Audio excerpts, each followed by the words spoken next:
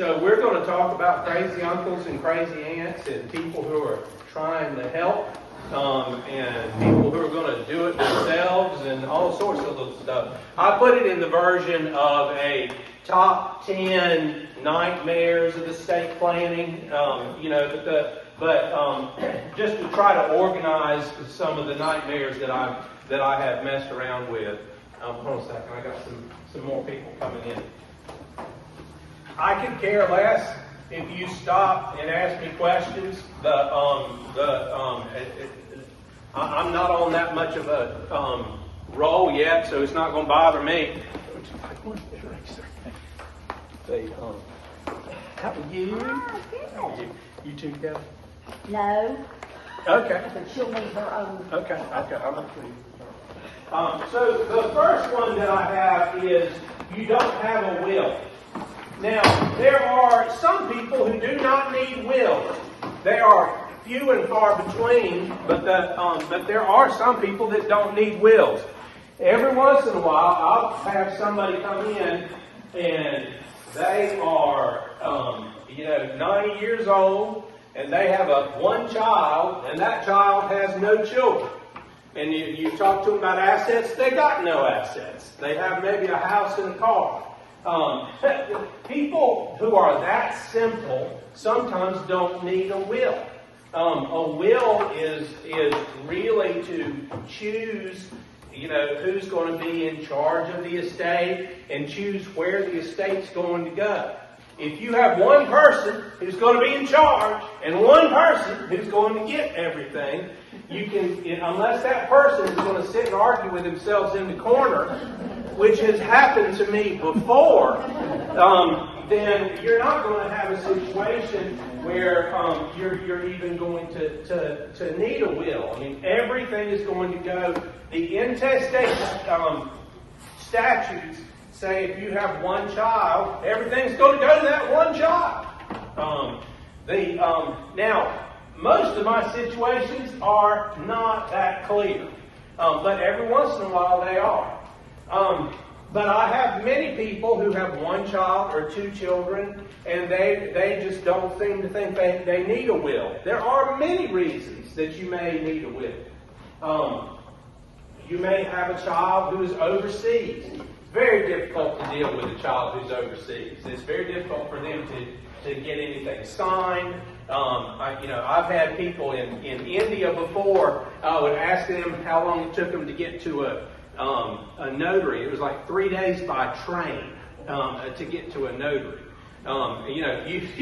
It's very hard in some of the countries if you can even find what a notary is. Some of the, you have some countries where they don't read English. You have countries where, English is not what's written in there. Again, I had a client who passed away in India, he passed away in India in a village. They burnt him, they cremated him and threw him into a river, and then sent me a death certificate. Looked like an 8-year-old had drawn with a crayon on a sheet. The language was not the language I'm used to. So it took a long time to try to figure that out. So when you have situations where you have children who are out of the country, children who are in the military, it is really difficult to get hold of somebody who is deployed. They won't even tell you where they're deployed unless you're married to them or unless they're injured. If you have somebody who's in jail, now, it's easy to find out where they are. They're in a 6x6 room. And you know exactly where they are at any time of the day. But except for the 1 hour they can walk around, but it is very difficult with a child who's in jail to go and try to get documents signed. They don't like the regular attorneys going in there. They don't understand what I do at all. Don't care. And so it's very difficult to get in those situations. So if you've got a child if you have a special needs child, if you have a child who is not competent, not able to sign, very difficult to get an estate going without a will. Heaven forbid you have young children. If you have young children, I have most of my clients are in their 60s, 70s, 80s, 90s, and 100. Not too many in 100, not too many in 60s, but not too many in 100. But the people who really, really would need a will are the people in their 30s and 40s with youngins. If you've got an 8-year-old at the house, yes, that 8-year-old is going to inherit everything, but the problem is an 8-year-old can't manage anything. So you need to pick who's going to be the guardian for the 8-year-old. You need to have a trust for the 8-year-old and make sure that that's done correctly. If you have a disabled child or sort of a disabled grandchild, you need to make sure that there's something in there for the disabled child. I've got a person right now who his father passed away in Caswell County and left him a house in Cash. And the fellow's been disabled since he was born. He can sign, so he's in charge, but he's also getting Medicaid and he's getting SSI, and any of these assets are going to mess him up from being in the middle of that. So, if your situation is important for that, you need to think about that. People think if you're married, everything just automatically goes to your spouse. Well, a lot of things go to your spouse, but they ain't nothing automatic about it. If you have opened up a bank account that's joint, right, a survivorship, well, that's going to be operational of contract. You got a contract with the bank. You say, well, my husband passes away, I just take his name off of it, it's mine. In North Carolina, if both of you are on the house, one of you passes away, the house goes to the survivor. And that's automatic, operation of law. But if you have inherited real property from your parents, that real property is in your name. So you've got a farm that was in granddaddy, great-granddaddy's name. Great-granddaddy passed away, left it to granddaddy. Granddaddy passed away, left it to you. That is just in your name unless you get a deed and put it in both names. So if you have that, if you pass away owning that, that is split between spouse and children. That may be a great idea. It was accidentally a great idea in Clinton. I have a client in Clinton who inherited several hundred acres from husband, and now she is in a really bad situation. Come to find out, she only inherited a third of it because her children inherited 2/3. That's a great plan. That's wonderful. I have a fella in Clayton, which is right on the other side of Raleigh. A lot more of it now than it used to be when I was growing up. He passed away, and he was married. His spouse only gets a half because his mother was still living. He had no children, but his mother was still living. Well, he has had a dispute with his brother, and I promise you, with him passing away, his mother's going to take the brother's side. So now the spouse is all mad with me like I have done something. But the issue is, I had a fella who, the lady passed away 2 years ago. 6 months after she passed away, she won a lawsuit, one of the Roundup lawsuits. She was dead 6 months before she won them. She won like $120,000 or $80,000, I think, in a Roundup lawsuit. That lawsuit went to her spouse because it was just of the amount. But it would have been split between spouse and between her children. One of her children is unknown location. He's homeless. And sometimes he shows up, sometimes he doesn't show up. It's really difficult to get somebody to sign who is homeless and probably doesn't have a license. So how in the world are you going to get somebody to get something notarized if you don't even know who they are? So in that situation, so having a will is important, even if it's just husband and wife. Now, having number 9, you only have a will. You are not dead yet. Okay? You're not dead yet. Most people think of estate planning as just having a will. A will is only going to be active when you pass away. Okay? So if you get sick, if you get in an accident, and you get in the hospital and you can't pay your bills, you can't sell that house, you can't sell that car, someone else is going to need to do that. They would step into your shoes using a power of attorney or a healthcare power of attorney. A power of attorney is going to be financial, and it's going to be the one that dealing with the banks and dealing with real estate sales, car sales, different things like that. The healthcare power of attorney is going to deal with everything about you need Motrin you need a lead sawed off to somebody needs to pull the plug because you're not coming out of whatever you're in. So the power of attorney is effective usually when it's signed. So you got to be careful about that one. The healthcare power of attorney is only effective usually when it's when you are incapacitated. Really, the doctor's got to be thinking, well, I just gave him 2 hits of morphine. I probably shouldn't ask him to finish my taxes. Those type of things.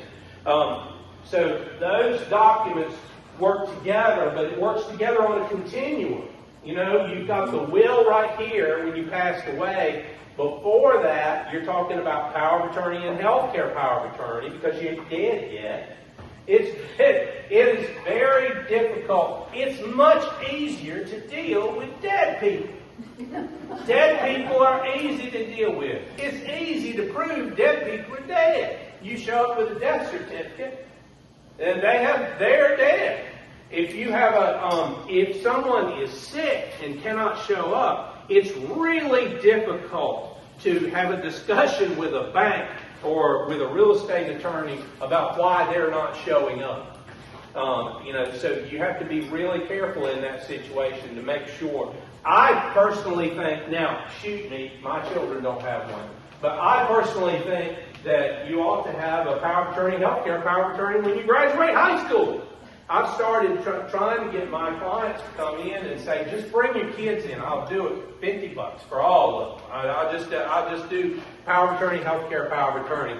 I had a client, he's a client of mine, but a financial advisor in Greensboro. His son got in a car wreck, and he went to the hospital. They wouldn't tell him his son was in the hospital. They wouldn't tell him what was going on with his son. He's like, I'm paying the bill. They wouldn't talk to him anyway because his son was over 18. When you are over 18, all of a sudden you are an adult for those purposes. Now, if you call the hospital 3 months later and need to pay a bill, all of a sudden they'll talk to you. But when you've got somebody who's sitting in a bed in the hospital, it's very difficult to talk to them. So those are important to have. So we've got a will, a power of attorney, and a healthcare power of attorney. The healthcare power of attorney also names who can take care of your body when you pass away. That has been a very strange and unusual thing for me the last 2 years. I had a lady who passed away in a subdivision, and some other friends of hers in the subdivision had to be in charge of her estate because we couldn't find a will, we couldn't find a healthcare power of attorney, and they were just being the nice people and trying to step up and do what this lady wanted.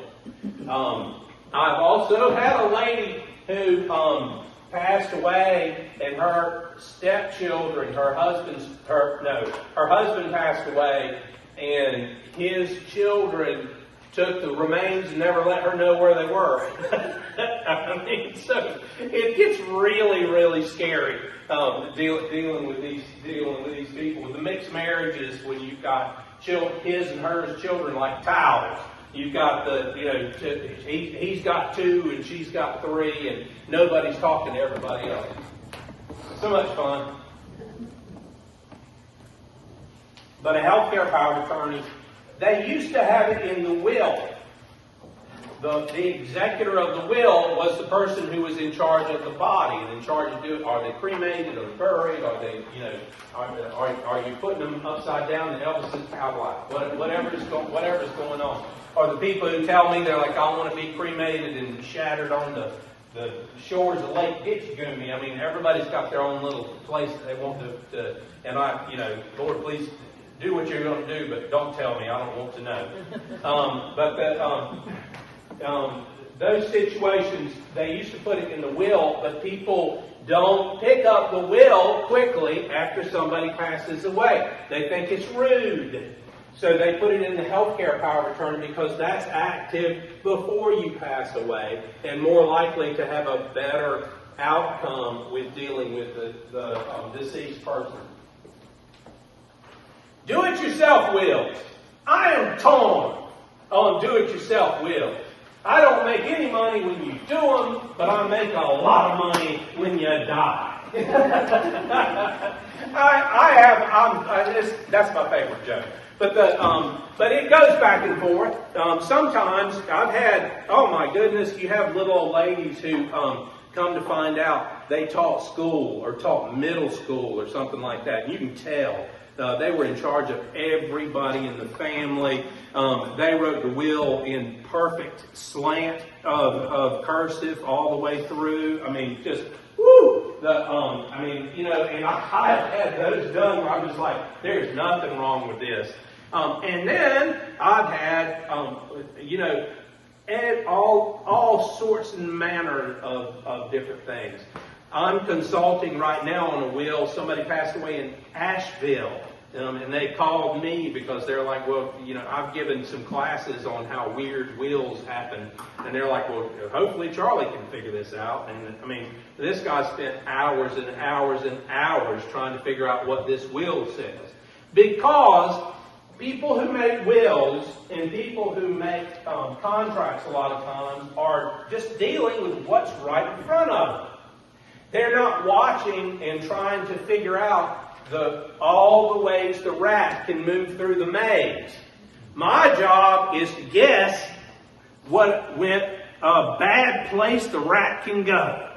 If the worst places the rat can go is people dying out of order, people don't expect people to die out of order. People are like, okay, husband's going to pass away, grandma's going to pass away, granddaddy, then grandma, mama, daddy, and then the son, and then everybody, and then the firstborn son. I mean, that's just not the way the world works. Sometimes it does. I mean, your percentages are high. The problem is, none of you are percentages. Y'all are all individuals. You are not 10 to 20%. You are who you are. And whatever happens to you is unique.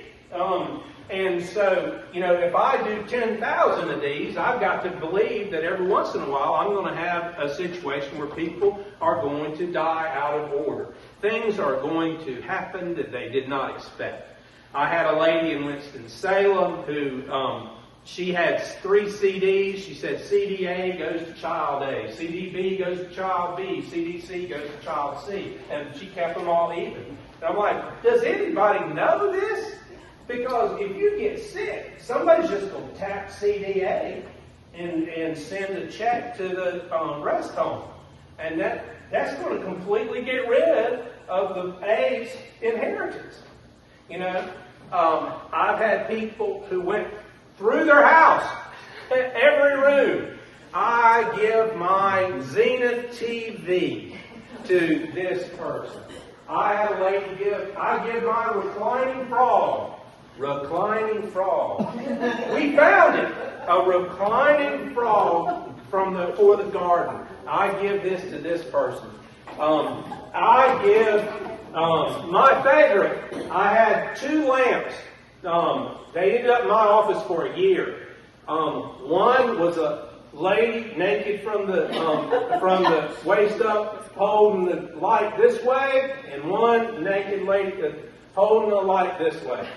Ugliest lamps. And she had given these lamps to her sister in Michigan. She's like, these are the lamps you gave to me. And her sister said, she's mean as a snake. I never gave, those are not the lamps I gave to her. She just wanted to rub my nose in. So, it's very difficult to deal with personal property for sure. It's also very difficult to speak the language of a deceased person. I have people who have collections. Is anybody in here a collector of anything? Yeah. If you collect things, you are the expert on those things. Certainly among your family. Maybe not in the state, maybe not in the town. But your family don't know about your teapots worth a flip. Your family has no idea what stamp. Well, this stamp's upside down. It must be worthless. And you're like, ah! And you're like, that's the best stamp I ever had. So it's very nice to put these things in a will, but you have to be very careful when you are identifying these things in a will. I had a lady in Greensboro, the same lady with a reclining frog. She gave a 6-carat diamond ring to somebody. It scared me to death because she had put her diamond rings and her costume rings all together because she knew which was which. I didn't. I was like, holy cow, which one is this? And I've had people who've got Walmart pottery right next to Seagrove pottery. I just don't speak the language. So, that's a useful thing about doing your own will if you actually get the description done correctly. Other issues I've had with wills, I just dealt with one Friday where I went to the fellow's house and there was no notary on it. So it's got 2 witnesses, so it's an okay will, but now I've got to find notaries that are 15 years ago. He's like, oh yeah, they're across the street and they're downtown. I'm like, but usually you can't find notaries that are 15, 20 years ago. I have some wills that they have no witnesses at all. And if you don't have a witness at all, and it's not handwritten, it's not going to be valid. I have had some handwritten wills that you're like, did an 8-year-old write it? But it counted as a will. I swear, I think this lady was just scribbling what she might want to put in a will later. But I'll be daggone, she didn't put "this is my will" at the top and sign it at the bottom. And just like your favorite aunt, she used everybody's nickname. Mar gets this. I'm like, is that Margaret? Is that Mary? Is that Mary Margaret? And if you're like my family, there's 4 Michaels. There's Michael, there's Big Mike, there's Little Mike, there's Michael Travis. And if she says Mike gets it, who in the world knows who's going on? So, that is a fun thing about, my favorite. Now, I see this in handwritten wills that people do, and wills that other attorneys do. Now, the fact that it's in a will another attorney does not mean it's that attorney's fault. A lot of times you can look at a will and you say, this attorney didn't write this will, this attorney took dictation. If you've ever dealt, I've talked about your favorite uncle. How about the least favorite uncle? The one who won't listen to anybody. The one who never shows up at Thanksgiving, but everybody thinks he's loaded, but he drives a 30-year-old car. Well, that particular person is going to just dictate what is going to be in a will. And sometimes they'll say, well, I just want to leave this person $1 because I heard you have to leave them $1 to make sure that they don't get anything under the will. Because I don't want them to get anything under the will. If you leave somebody $1, they are not going to be happy. They are not going to want to cash a check. They are not going to want to sign a receipt. They would just as soon leave that $1 just rot as to help you out. And the clerk of court is not going to be happy with you if you leave somebody $1. Now, I've left somebody $25, and the family was so poor that they showed up and took the $25. But I do not suggest that, like, if you're going to cut somebody out and leave them money, it needs to be 4 digits. Leave them $1,000 and say, yo, that's all you get. But if you leave them $1, you're just making a misery for the executor. Please don't. The executor's job is being an executor of an estate. That's the person in charge of the estate. The will names of the executor. Being an executor is an honor, but it is not a gift. I'm sure several of you have done it before. It absolutely will work you to death.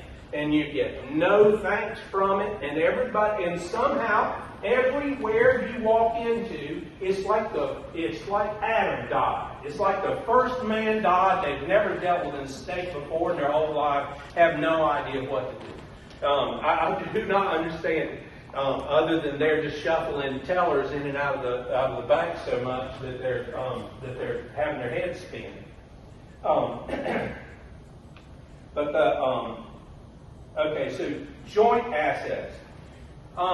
Some people will put their children on their assets and just say, okay, well, that's going to be good enough for me for my estate planning. That is not a bad deal sometimes. The problem with that is that if you put your child on the bank account and your child has got a problem, all of a sudden your bank account is part of that child's problem. If you put your child on your real estate and the child has a problem, or the child's rude enough to die, if the child's rude enough to die, that real estate could be messed up in their estate. I had a little lady in Graham who lived to be 98. She outlived 6 of her 8 children. And 2 of them she had given real estate for. And they didn't have wills. So they died, and when she was 98, had been in the rest home for 6 or 8 years, she inherited the houses back. She had just kept life estate. She got the whole blame thing back right before she passed away. So, it's a misery sometimes putting somebody else's name on it. Sometimes it's better to have, if you're going to want like a child to help you with doing bills, it'd be better for them to be a power of attorney. Sometimes if you want sometimes it's better to put it in a trust instead of putting a house right in their name. It depends on a person by person deal.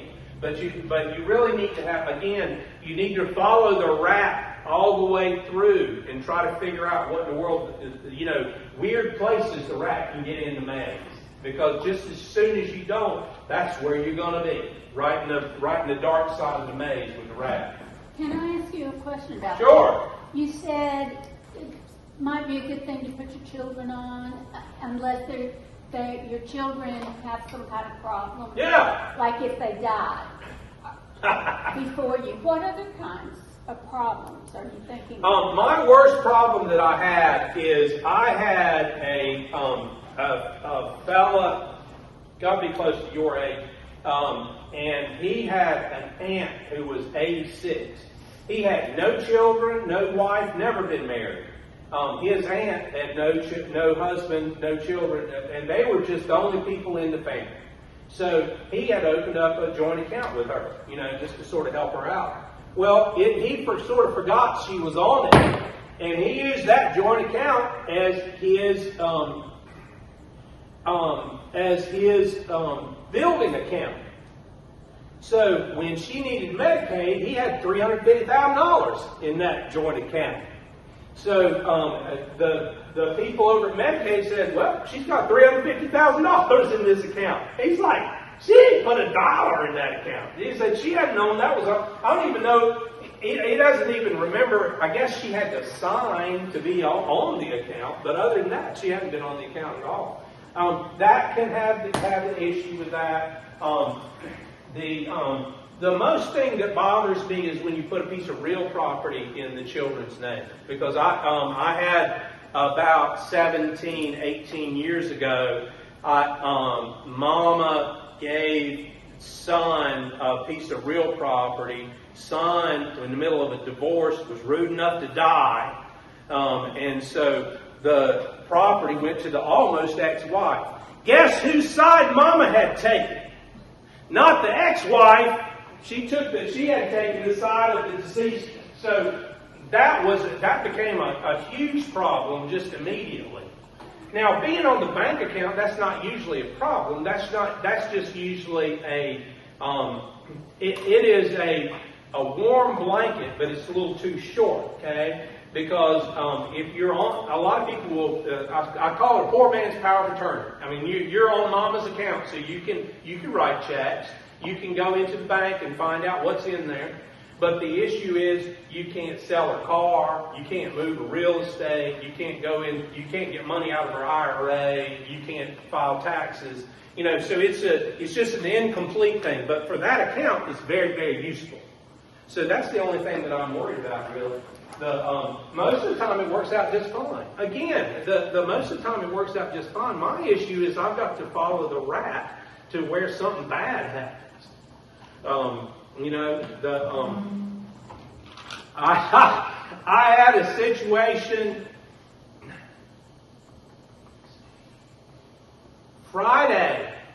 Thursday or Friday.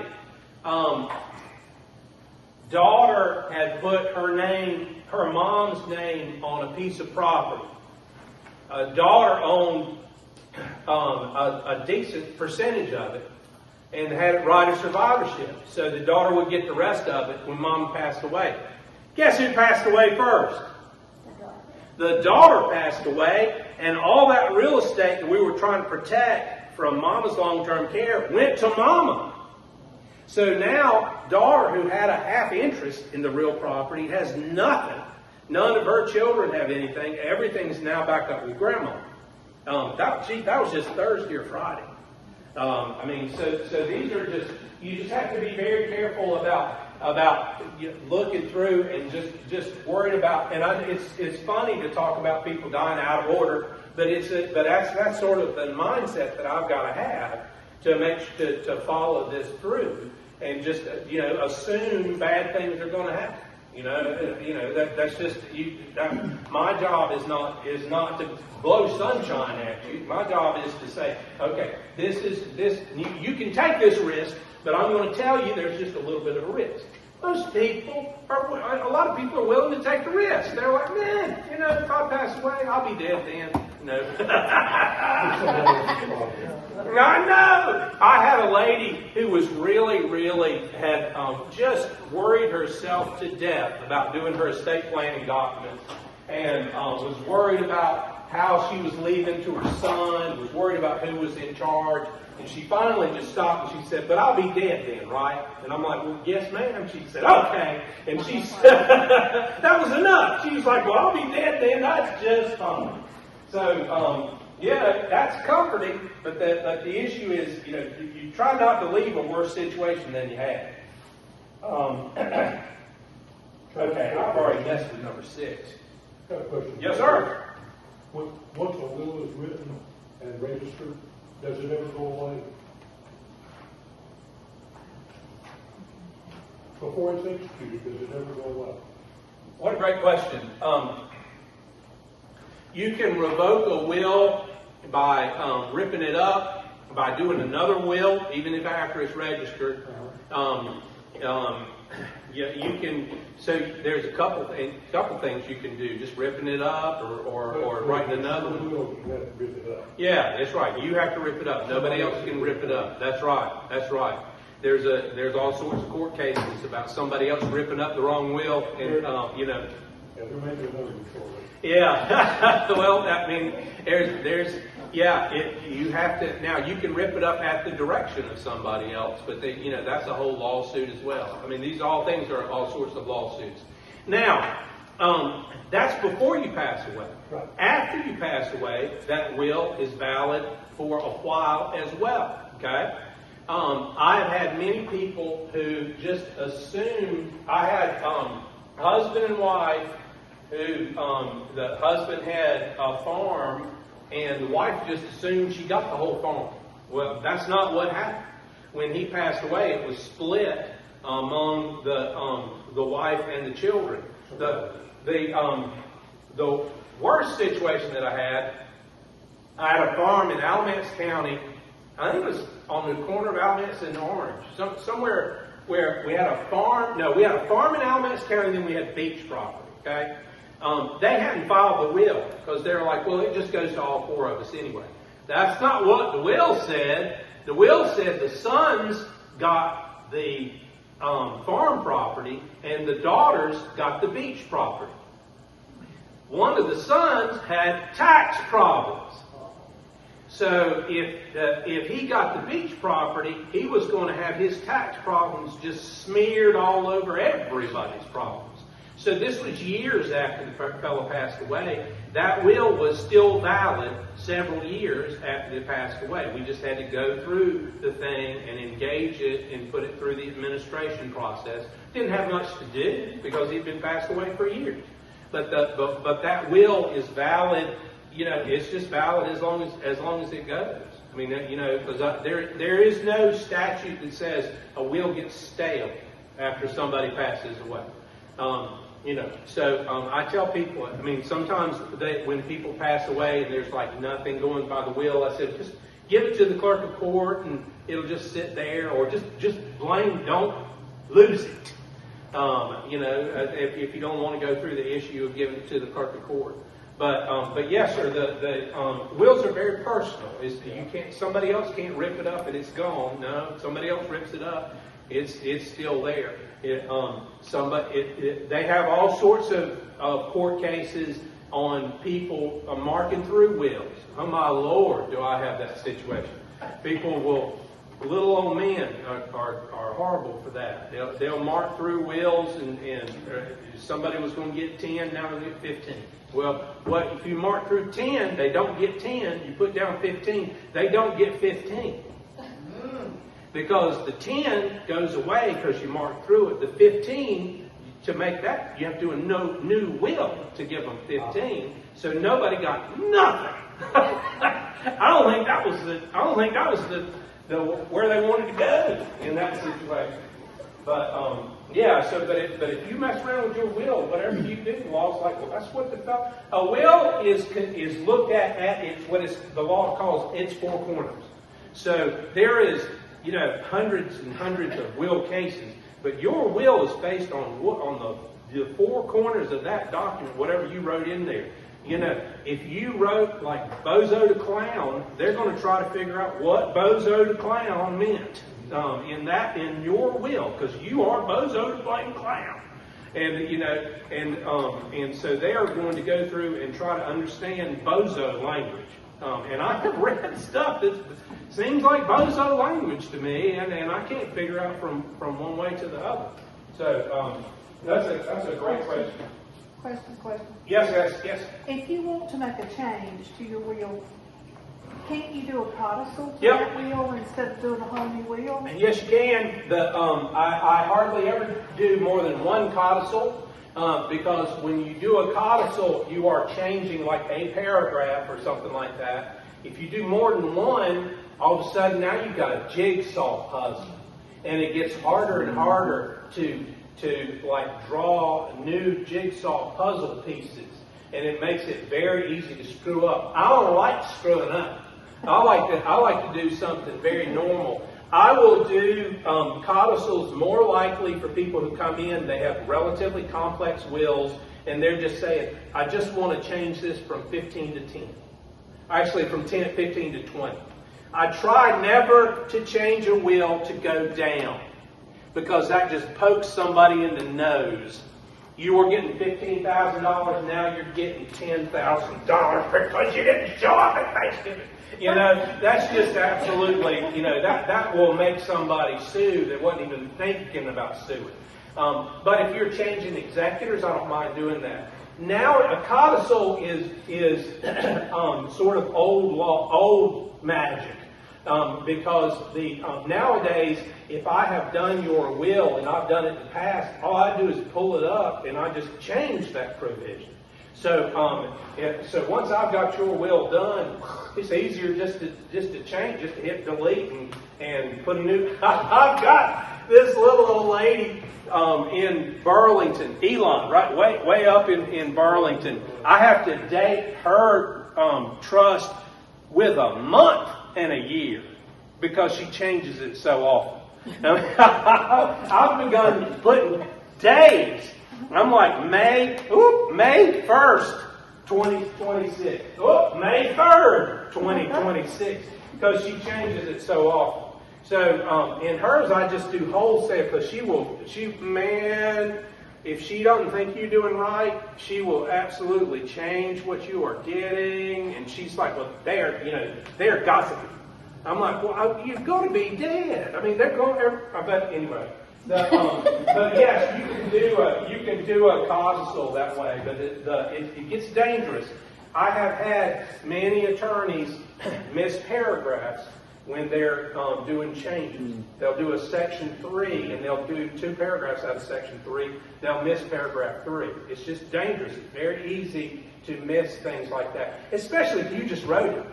I don't know if you've ever written anything before, but it looks wonderful right after you write it. And then you set it down for 2 days and you're like, what kind of chicken scratch is this? So if you're writing something, it's very hard to edit your own writing. So that's why codicils are dangerous. Yes, ma'am? I put my daughter's name on my bank account so that if I was sick or something, she could write a check and pay some bills. So her bank account was hacked. There wasn't enough money in her account to pay whatever it was. So they took it out of my account because her name was on my account. That's unusual. That wasn't a credit union, was it? It was a credit union. Yeah, it was a credit union. Credit unions are like the Wild West. That's unusual because usually they go by, I guess they link the accounts is what they did. The accounts were linked. Yes, ma'am. Yeah. Usually the accounts are linked by the first Social Security number, but apparently they linked yours like a quilt, where all the Social Security numbers were linked. So we got the money back. Yeah. But so I thought, well, in order not to have this happen again, I'll just take her name off my account. Yes, ma'am. You can but take I her couldn't name. do that. I couldn't take it. No, you can't. She has to. Take it off. Yes, ma'am. Yes, ma'am. Because she is an owner of the account. When she put on there, when she goes, because she had to sign, when you do that, I have to, when people pass away, one of the first things I have to do is get people to go to the banks and get the signature card. And to find out is it joint right of survivorship, is it, tenants in common or something. I gotta get, and if she's on there, she owns the account. You let her own part of the account. Now that don't mean she owns everything in it, but that's between you two. That's not the bank. The bank's like, if there's $100 and you're 99, she's $1, that's between you two. Y'all sue each other, but don't sue me. Because if somebody who has an ownership interest in that comes in, they're just going to give them whatever they want. Yes, ma'am. That's a sad situation, but it's actually a pretty neat situation that you figured out how that works. Because that may not be how you want it to work all the time. Maybe. Okay. Anybody else? trust, and we've talked about trust in here for a while. Because we talked about minors, we talked about people who are disabled. You know, that the issue is what a trust is it's held. It's an entity, sort of like a company, that's held for a beneficiary. So it's not the beneficiary's money per se. I mean, it's not legally the beneficiary's money. It's like a company that's holding the money for somebody else. So that's very useful for somebody who's disabled, very useful for a youngin', very useful for somebody who doesn't spend money well. Or spends money really well but doesn't save money. That's what I meant to say. They're real good at spending money. So trusts are very good for those particular purposes. They are. In some trusts, you'll hear the people trying to scare you to death about probate costs in there. They're like, you must have a revocable trust.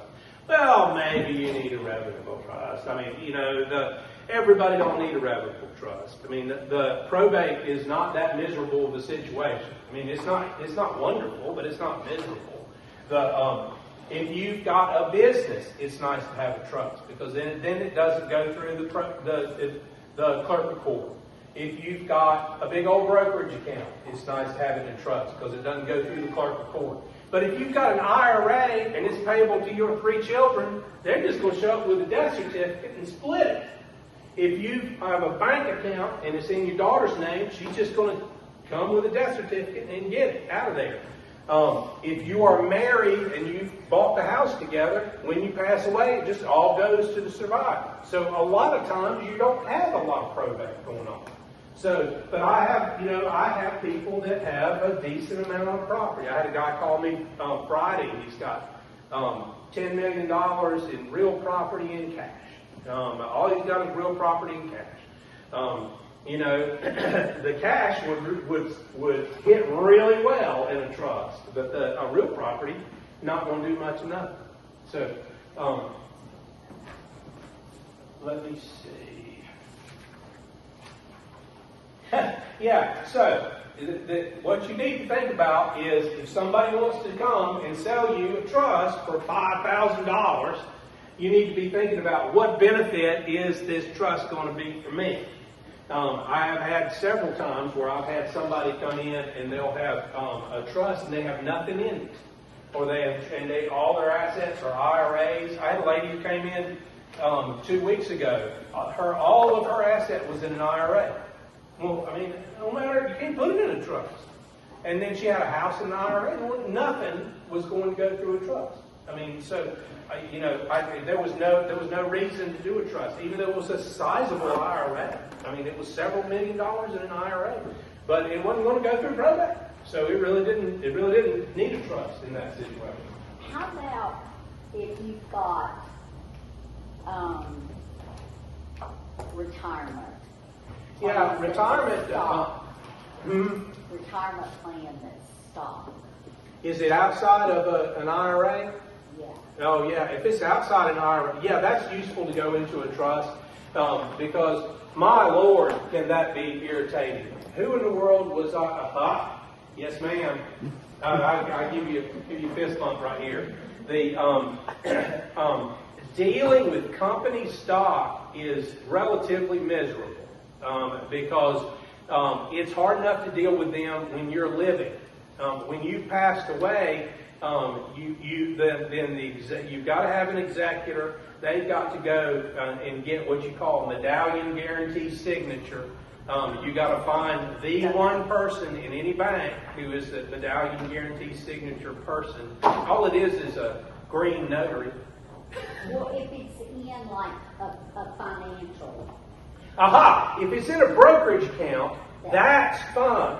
Because if it's in a brokerage account, you can put that transfer on death, or you can change that into a trust, and you can avoid all these issues that you have right there. If it's in a brokerage account, I'm more concerned about AT&T held by AT&T, Duke Energy held by Duke Energy. I mean, because those are, then you've got every single company has got its own set of forms, and you've got to I mean, I've got a lady who's got 10 different, she thought she had $20,000 in stock. She had $130,000 in stock. She was getting checks every other day from somebody or other.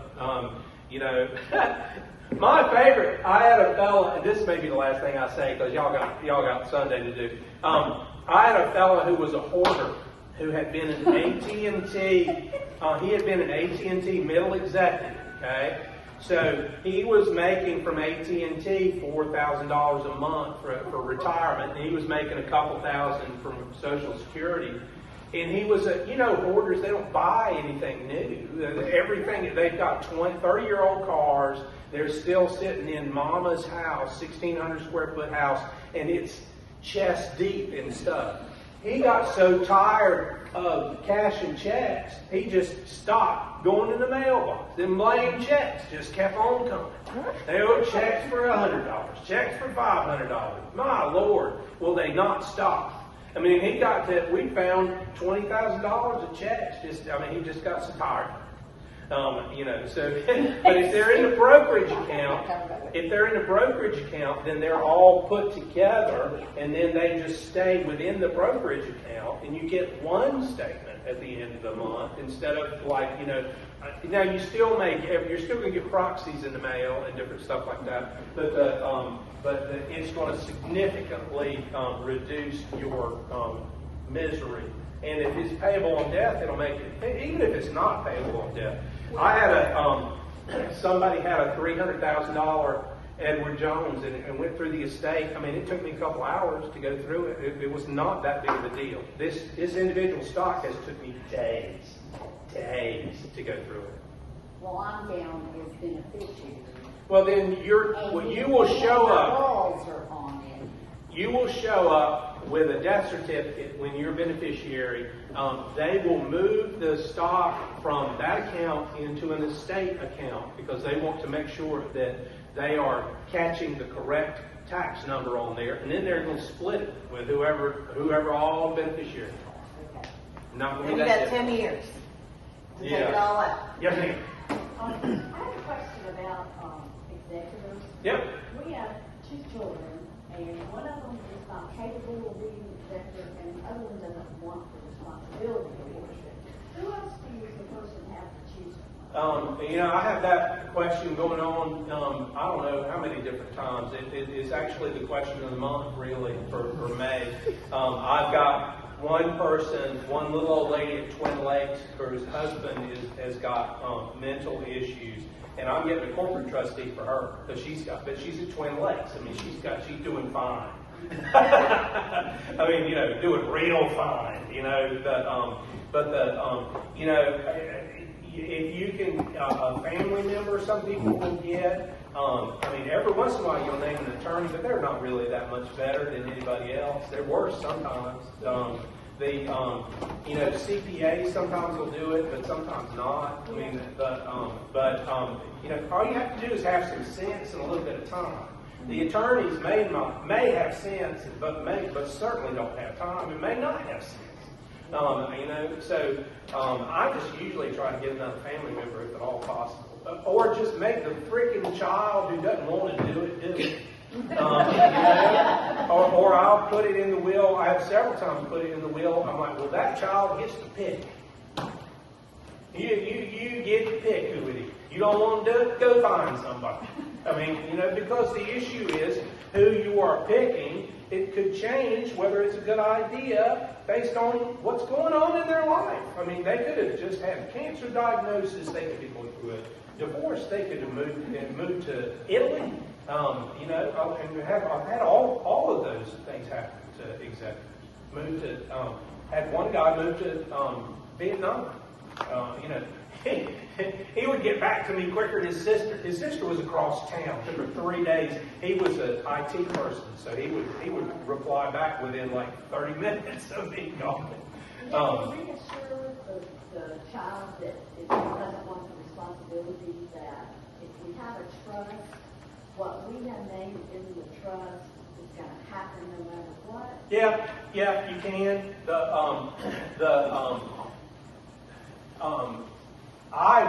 I have a great respect for people who don't want to do things. Those are usually the people who should absolutely be doing things.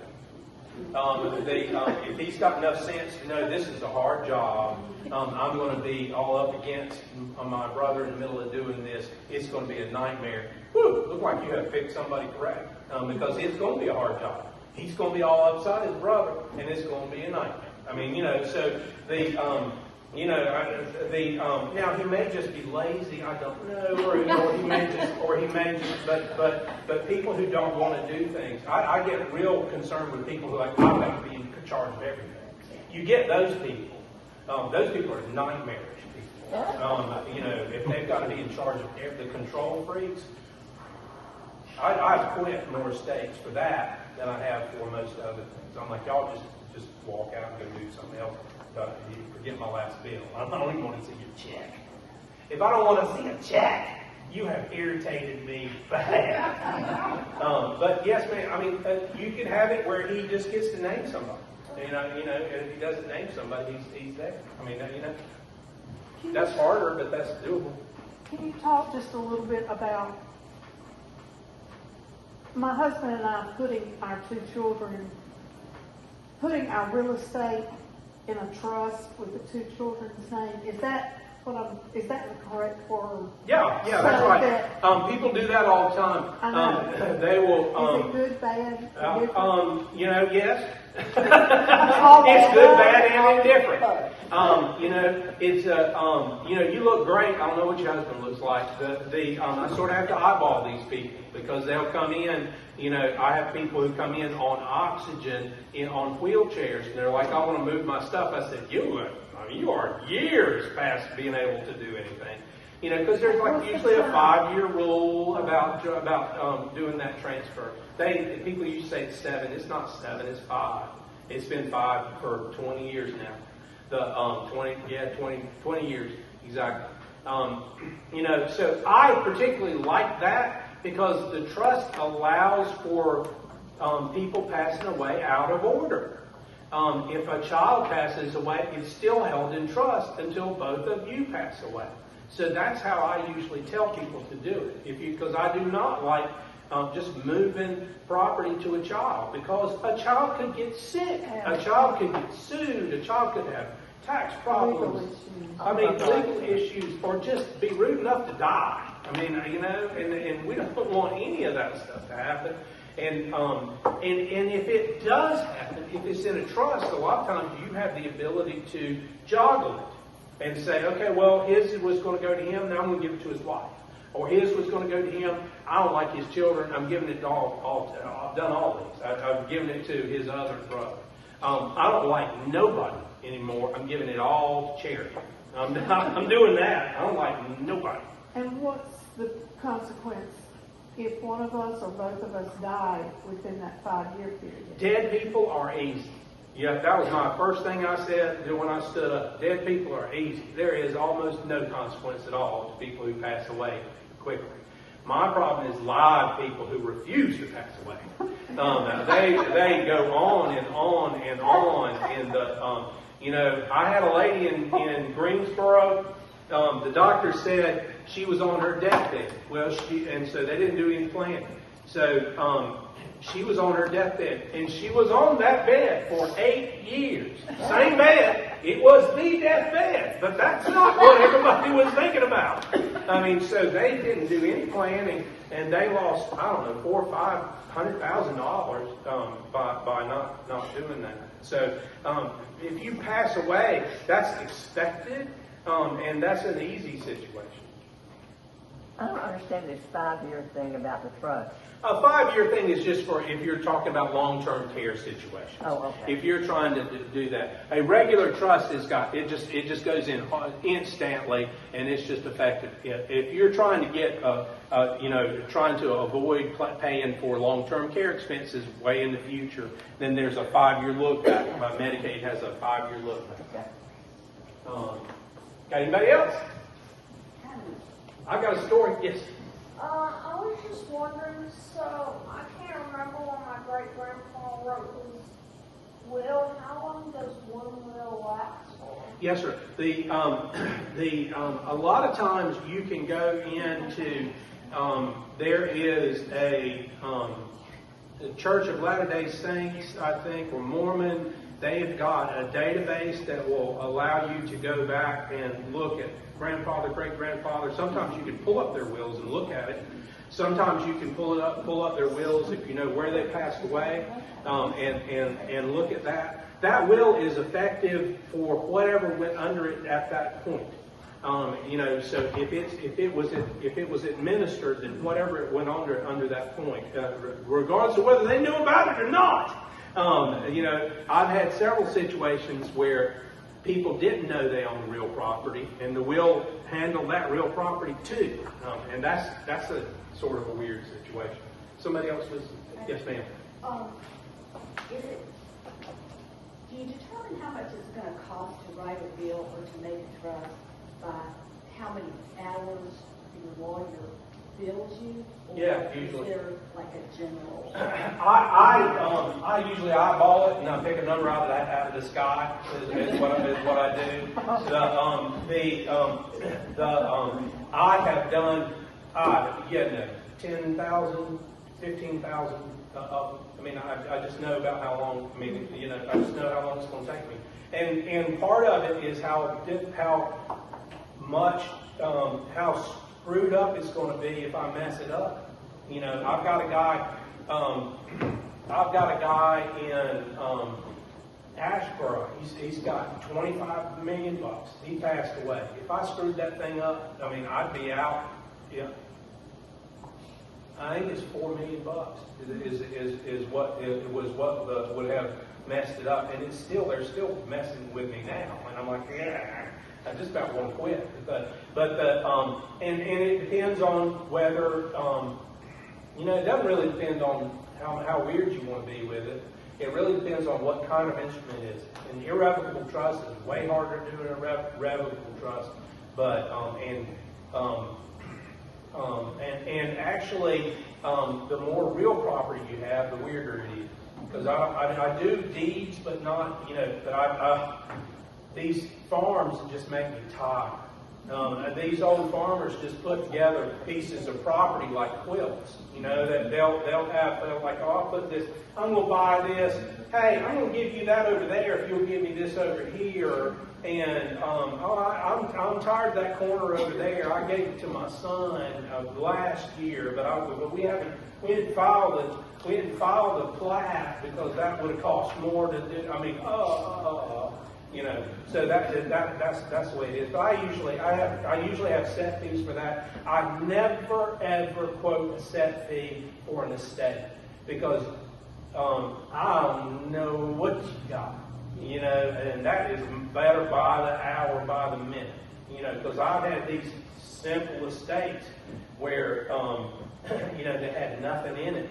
That all of a sudden everybody was mad at who got what, and 2 years later they're still suing about it.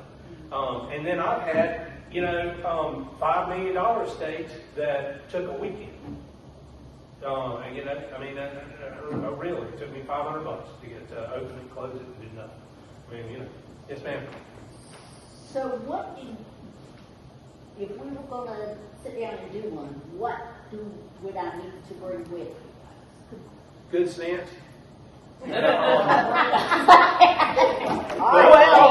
quiet. I like to, I'm an interpreter. What I'm trying to do is figure out generally what you have, where you want, and really particularly where you want it to go.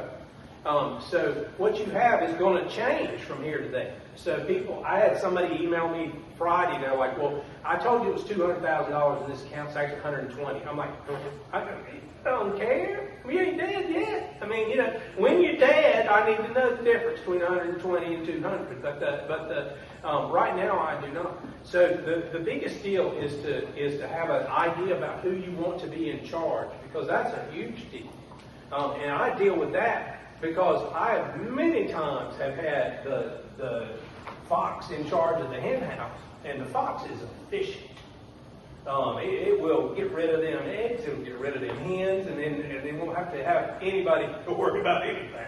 So you got to be real careful not to have the friend at church try to help. I mean, I had a friend in the church help him out of $500,000 one time. You know, I've had a lady give away $200,000 to a Nigerian who kept telling her he was Australian and he was going to come marry. I had a lady gave $500,000 to somebody who said he was from California and he was from Jamaica, and they made her an expert on that. She was going to like money transfer places I never heard of, and they were just absolutely. I mean, they're very good at what they want to do. So you got to be very careful about who's in charge. Usually, anybody with sense is okay. Anybody with sense has got some decent amount of honor. I mean, I had a nephew in charge of his uncle's estate. He found $50,000 of cash in that safe and brought $50,000 to the bank. And I promise you, they want $51,000. I mean, because this guy, I would have handed him my car for a month. I mean, if you've got somebody like that, don't matter how quick they are. I mean, if they do the right thing and they got some sense. I mean, you don't want an idiot. I got an idiot in charge. We had to get rid of her. She was an idiot and a thief, actually. But she wasn't a good thief. I mean, she was more of an idiot than a thief. She was like, she would steal the money and then she'd give me the paperwork that showed that she stole the money. I mean, what are you doing? I mean, you're not supposed to do this. I've seen the movies. This is supposed to be it. I mean, you're not supposed to show me how you stole the money. I mean, so anyway. It's better to be an idiot and a thief than a thief and not an idiot. But, I don't know. Anybody else? I got enough stories for the next few weeks. All right. Well, thank you so much for coming.